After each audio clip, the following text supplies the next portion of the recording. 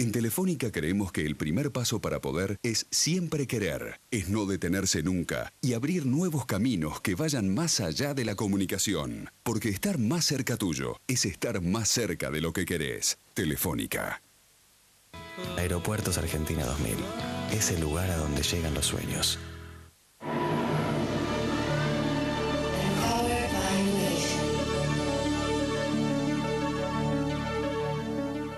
Telecom Negocios te brinda soluciones de tecnología para las comunicaciones de tu empresa y negocio.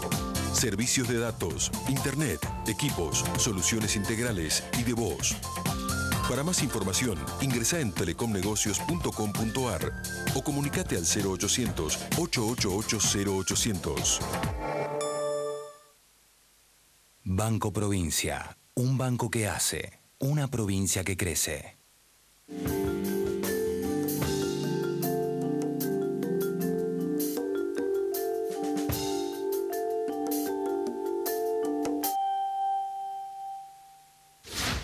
Nuestras sociedades se han transformado a lo largo del tiempo en complejas estructuras que requieren de cierta organización formal. Es por eso que en nuestros países se desarrollan procesos eleccionarios en los cuales abundan las campañas proselitistas y las expresiones públicas y privadas a favor de uno u otro candidato. Los políticos y sus asesores de campaña van recogiendo informaciones para intentar amoldar sus discursos a los intereses de las mayorías.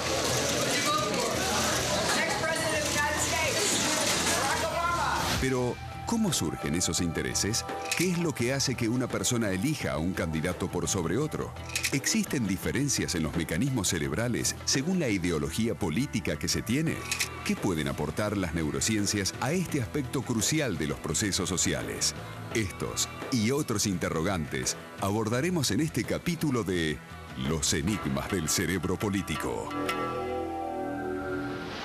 Bienvenidos a otro episodio de Los enigmas del cerebro. Hoy evaluaremos el cerebro político. Es una área de las neurociencias que está comenzando a ser realidad. ¿Qué sabemos acerca de los procesos cerebrales que influyen en el voto? Acerca de nuestra relación con los demás, de nuestro estado emocional, de nuestra percepción del mundo desde el punto de vista neurobiológico. En esta tarea, sin duda, se requiere la colaboración de las ciencias políticas y la neurobiología. Vamos a evaluar qué sabemos hoy del cerebro político. Queridos amigos, les habla la esposa del senador John F. Kennedy. En el Partido Popular somos un equipo.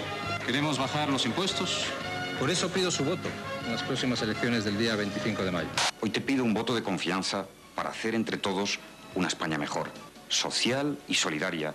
Ese es mi compromiso. Este es el baile, este es el ritmo, que a todos encanta, el ritmo del chino, y el ritmo del chino es el de Perú 2000. Deixa o homem trabalhar, ele trata o povo com carinho. Eu quero lá, e a gente não tem por que trocar. There is not a liberal America and a conservative America. There is the United States of America. Barack Obama, a leader with the judgment to oppose the Iraq War before it began. Hay que ser bobo para no aprender de los que andan bien. Primero, los socialistas chilenos. Y después, Lula, que viene de abajo, pero tiene claro que hay que gobernar para todos. Quiero un Chile, un solo Chile. Creo en la libertad y no en la opresión. Oportunidades para que cada uno pueda progresar de acuerdo a su propio mérito, esfuerzo y trabajo. Construyamos juntos ese Chile que vendrá, que dará luz, justicia y dignidad a todos sus hijos. El cerebro y la política están íntimamente ligados, porque con el cerebro procesamos y generamos la información para adaptarnos a la vida en sociedad. A su vez, creamos escenarios para convivir con los demás. ¿Y qué es la política sino el esfuerzo para adaptarnos a la vida en sociedad y crear respuestas creativas para problemas colectivos? Un error frecuente en el análisis político es pensar que los demás usan los mismos mecanismos de pensamiento que nosotros. Estudios en Estados Unidos, mediante técnicas de neurofisiología, compararon personas que se definían como muy liberales y personas que se definían como muy conservadores. Encontraron diferencias en el procesamiento cerebral entre estos dos grupos. Los conservadores eran más estructurados en sus juicios y los liberales tenían más tolerancia a la ambigüedad. El científico Alexander Todorov de Princeton demostró que inferir una cara como competente al verla puede predecir el resultado de una elección. Todorov le mostró a chicas de una escuela de Nueva Zelanda 2 fotos en formas sucesivas de candidatos a senadores o gobernadores que ellas no conocían, ellas no tenían ni idea quién eran estas personas. Y ellas tenían que elegir quién les gustaba más por los sentimientos, basado no en un análisis racional, sino en la primera respuesta emocional. La conclusión del estudio es que la elección de las chicas basados en sus sentimientos inmediatos al ver la cara predecía y coincidía con el resultado de las elecciones.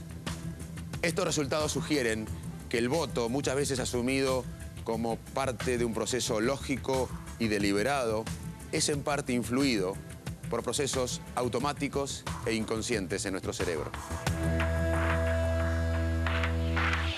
En nuestro laboratorio, el doctor Agustín Ibáñez evaluó mapuches y chilenos no mapuches. Lo que vio en este estudio el doctor Ibáñez fue que cuando uno ve una cara en menos de 170 milisegundos, casi automáticamente ya sabe nuestro cerebro si esa cara pertenece a nuestro grupo étnico o no. Y además, antes que el individuo responda, le asocia a la cara un valor negativo o positivo.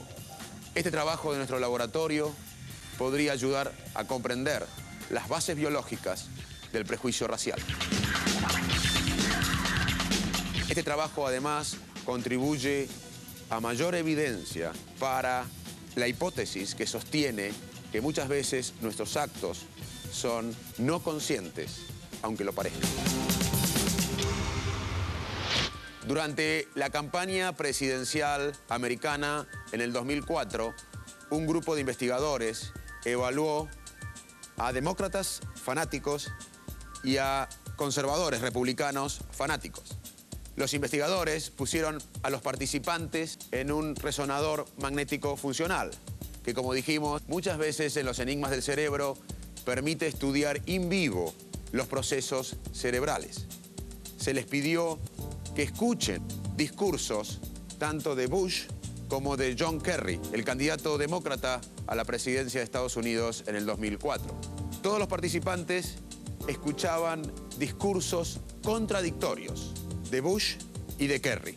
Por ejemplo, Bush diciendo A y a los 15 días diciendo algo opuesto. Lo mismo con Kerry. Los resultados fueron muy interesantes. Como era de esperar, los demócratas fueron tan críticos de las contradicciones de Bush como los republicanos de las contradicciones de Kerry. Cuando vieron qué pasaba en el cerebro ante estas respuestas, los investigadores vieron que las áreas racionales del cerebro estaban tranquilas, sin mucha actividad, y que prevalecía en cada una de estas respuestas las áreas emocionales del cerebro. Además, estos resultados tienen un impacto en la práctica, porque muchos candidatos deberían dejar de preocuparse por ese porcentaje de votantes que nunca los va a apoyar. Estos votantes están definidos emocionalmente por un candidato o por un partido y nunca cambiarán de opinión, aún viendo contradicciones en sus candidatos.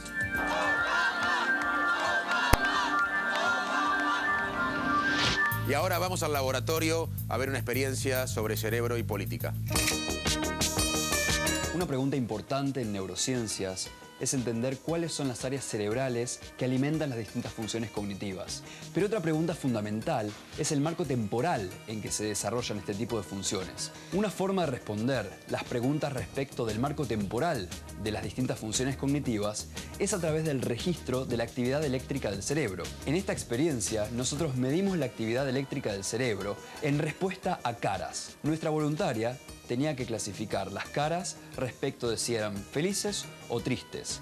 Luego analizamos la actividad cerebral que se efectuaba frente a cada una de estas caras y encontramos hallazgos que demuestran que la activación de la corteza cerebral cuando uno clasifica si una cara es triste o feliz se da a los 170 milisegundos. Es decir, que tan solo en 170 milisegundos el cerebro de nuestra voluntaria ya estaba procesando si esa cara era feliz o triste. Lo que demuestra esta experiencia es que la temporalidad con la cual nuestro cerebro procesa ciertos atributos de las caras es muy veloz. Y esto, cuando uno está juzgando, por ejemplo, la cara de un político, puede influenciar muy rápidamente y de manera inconsciente cómo nosotros percibimos la cara de ese político y por lo tanto la decisión que tomamos respecto a nuestro voto.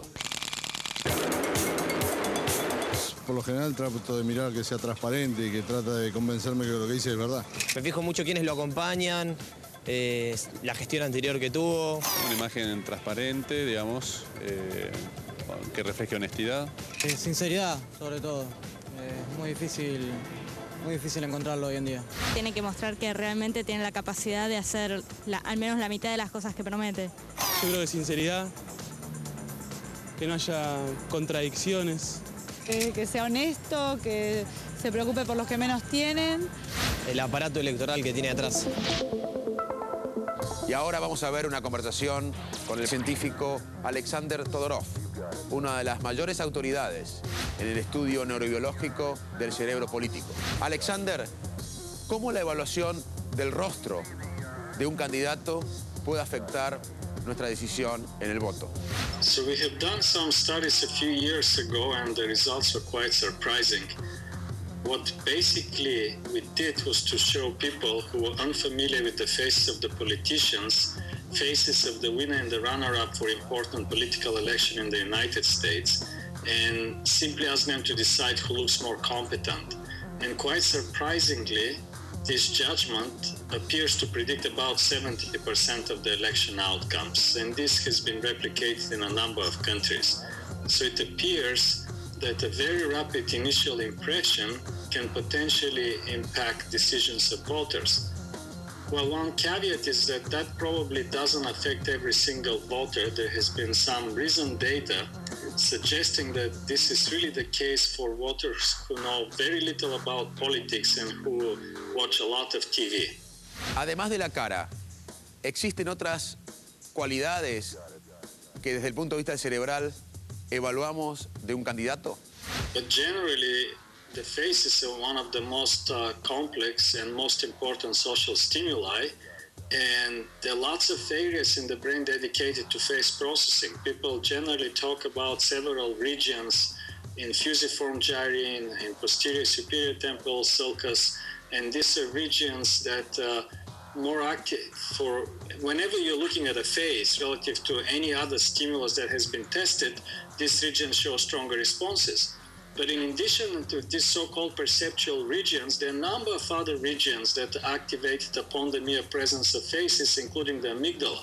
So I think that the moment you see a face, your brain immediately, within 100 milliseconds, detects that you're looking at a face, and within about 200, 300 milliseconds, it's extracting a wealth of information about age, gender, and also the effective value of the face for you. It's hard to decompose perception of faces to single features. Usually it's a constellation of features. Los invito a ver dos caras de dos candidatos políticos. Piense a quién elegiría. Y luego del corte revelamos la neurobiología de esta decisión.